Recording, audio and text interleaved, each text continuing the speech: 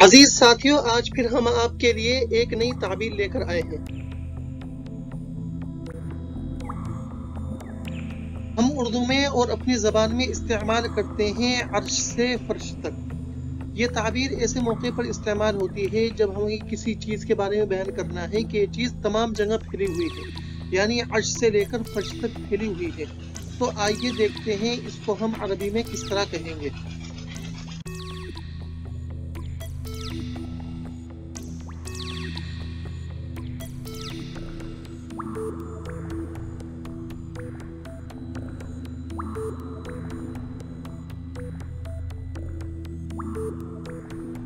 میرے پیارے دوستوں، ہم اردو کی تعبیر پڑھ چکے ہیں، ہم نے اس کو عربی میں بھی ٹرانسلیٹ اور اس کا ترجمہ کر لیا ہے۔ اب ہم نے آئندہ 3 جملوں میں اس تعبیر کو عربی اور اردو کے جملوں میں استعمال کیا ہے۔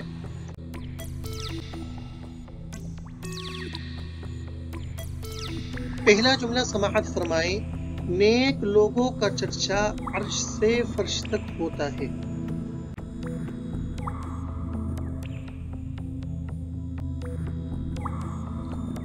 إليكم الجملة العربية الأولى يذيع صيت الأتقياء من الثريا إلى الثرى۔ دیکھیے اس جملے میں تعبیر استعمال ہوئی ہے من الثريا إلى الثرى، عرش سے فرش تک۔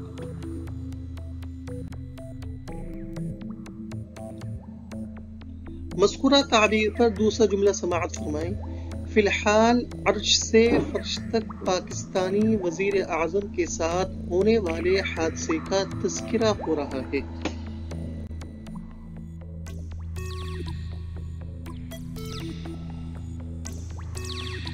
إليكم الجملة العربية الثانية يذكر ما حصل لرئيس الوزراء الباكستاني من الحادثة من الثريا إلى الثرى حاليا۔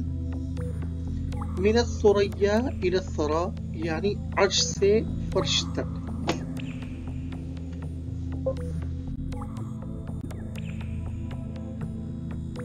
تعبیر پر تیسرا جملہ سماعت فرمائے۔ عرش سے فرش تک ظلم کا دور دورہ ہے، یعنی ہر طرف پھیلا ہوا ہے۔ عربی میں کس طرح کہیں گے دیکھیے۔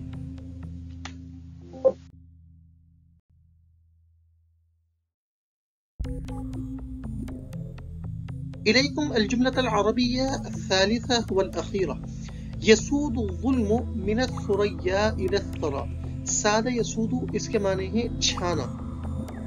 يسود الظلم من الثريا إلى الثرى یعنی عرش سے فرش تک۔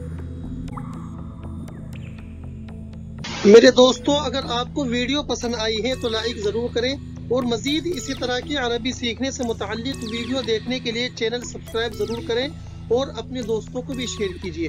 شکریہ۔ اور اگر آپ کو عربی کے تعلق سے کسی طرح کی مدد چاہیے یا کوئی آپ کی رائے ہو تو کمنٹ باکس سے اپنی رائے کا ضرور اظہار فرمائیں۔